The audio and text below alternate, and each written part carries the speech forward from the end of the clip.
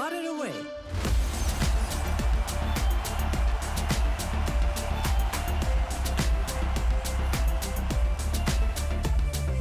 Put it away. Flags, songs, drama, and glitter.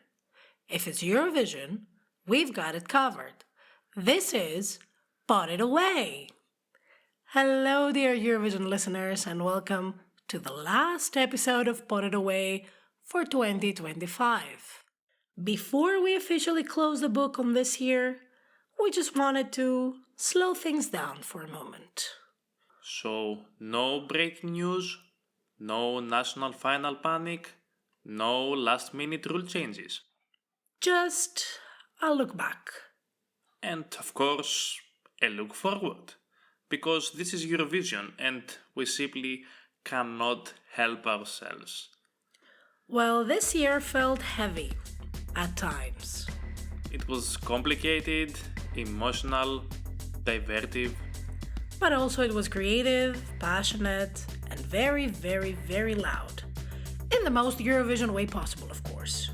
So we decided today's episode in our way of saying thank you for sticking with us throughout the beginning of Put It Away. It's just 3 months that we started, but it's high time we did a Eurovision year in review. And then we're ending with something lighter. Our very own Eurovision diary for 2026. We have to put a disclaimer here. Everything in the second half of the episode is fictional. Probably. Yeah, probably. Alright, so as we said, 2 parts in this episode. The first part is how Eurovision grew up this year. Before we jump into the predictions and some fictional drama we have prepared, we wanted to sit with 2025 a little bit longer. Because this was not just another Eurovision year. It felt like a year where the contest itself was tested. By broadcasters, by artists, but most importantly by the audience itself. So let's unfold this diary of 2025. Put it away. Let's start with January. It's when Eurovision became a conversation. And it's usually the month that we talk about national finals, or the beginning of national finals. But in 2025, January felt different. Because the participation itself became the headline. Broadcasters weren't just announcing shows, they were making statements.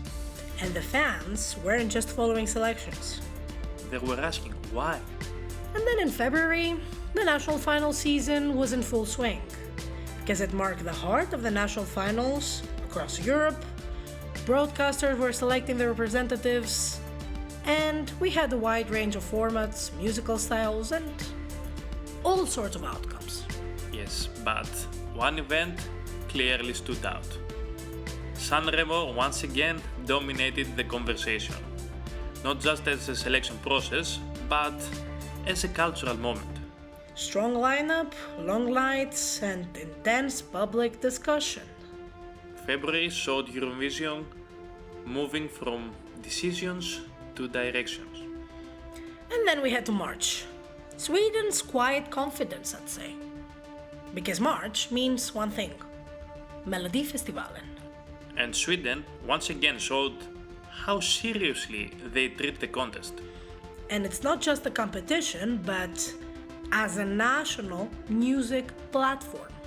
It actually highlighted the growing gap between countries with long-term strategy and those still searching for this direction. Kai won with Bara Bada Bastu after beating Mons, and they topped every possible ranking until May. Please insert Bara Bada Bastu choreography here, and thank you. But before May, we had April, full of pre-parties and the fans' first reactions. But this April, it felt a bit heavier. Artists weren't just performing, they were navigating questions. And the fans were not just cheering, they were debating also.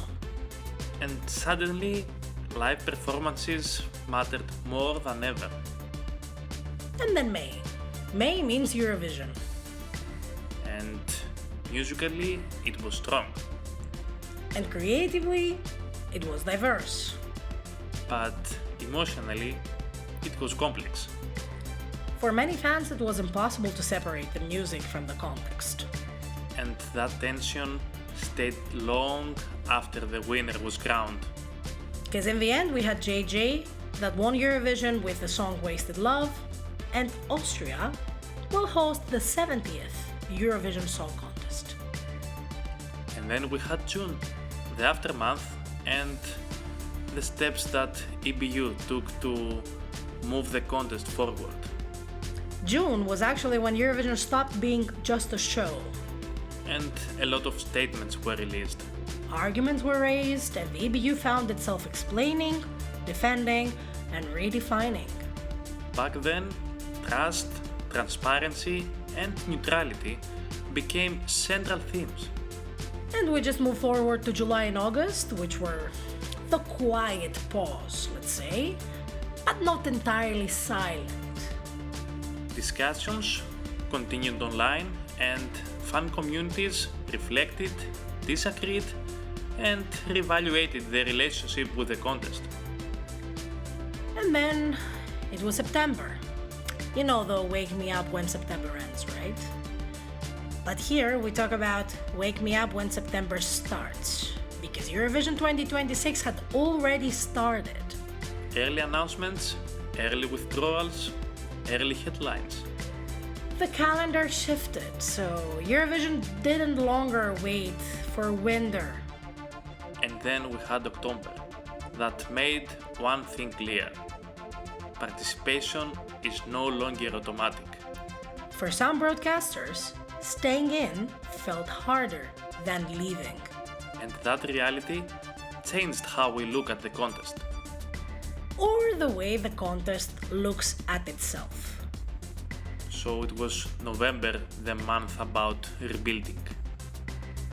A lot of behind the scenes changes, new roles, new conversations. And the sense that Eurovision had listened, even if not everyone agreed. So by December, it was clear. 2025 will be remembered as a turning point. Not because everything went wrong, But because everything was questioned. and maybe this is how Eurovision grows. Put it away. You know, looking back in 2025 felt a little bit touching. To me, it felt a bit awkward. Huge debates, questions answered or unanswered. Fans disappointed, happy, spending their time, investing in Eurovision. Surely it was the year that it was the hardest for us perceiving how Eurovision is changing in the future. Yes, but it was also the year that we decided to start this podcast and share a little bit of us with you, dear listeners. And because we've been fans of Eurovision for many years now, it's very nice to stay in touch with you, to listen to your comments and to your thoughts about everything we comment and everything we discuss. So we would like to say a huge thank you, but I'll start crying at the end of this special episode, okay? Before that, we have to look at our diary about Eurovision 2026. And let's put again the disclaimer that this thing is fictional. It was created by Kostas and I. Or we hope that it will remain fictional, okay? Put it away. So now that we have emotionally processed 2025, Let's completely lose our grip on reality. welcome to our Eurovision Casamias of 2026. Okay, so let's start with January, and Moldova strikes again.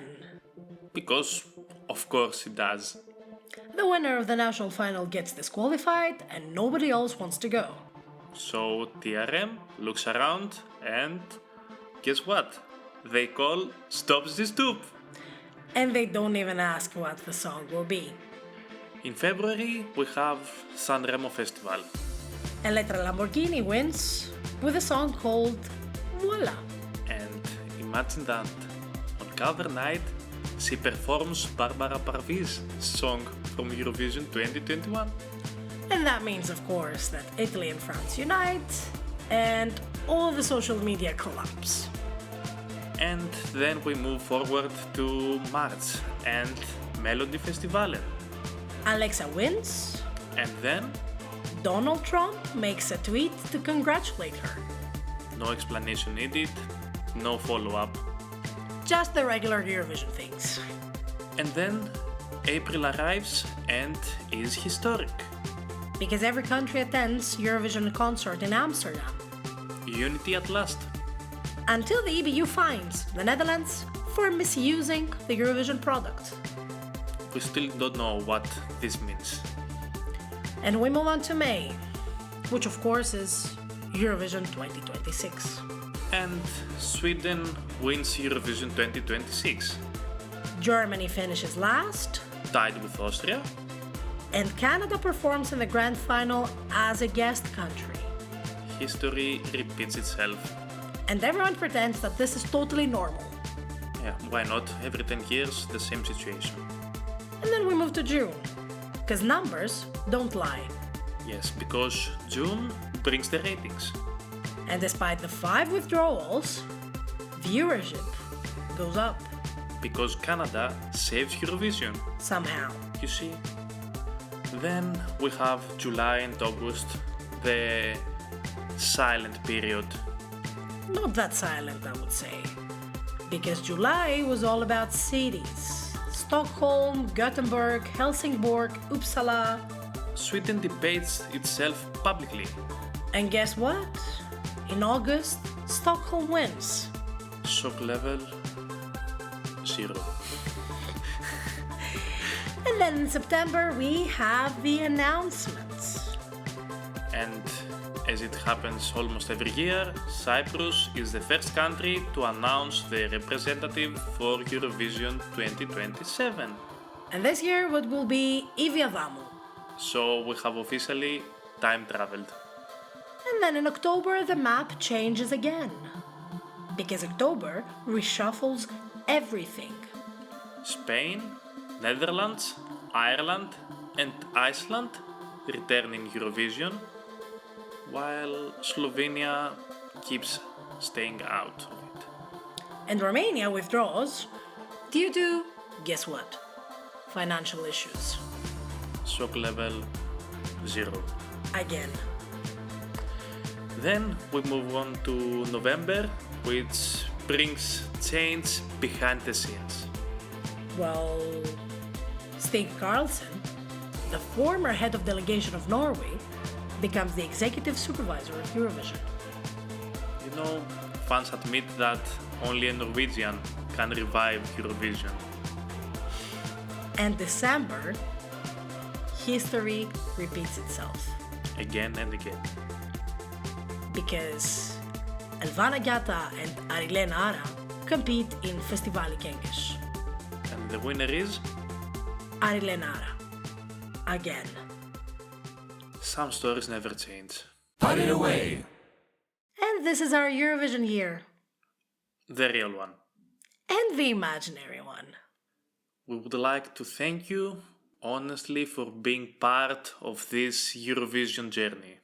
For listening to us, for reaching out, for reacting, and in general for caring about us. We'll see you next year. And we will be united by music. Always.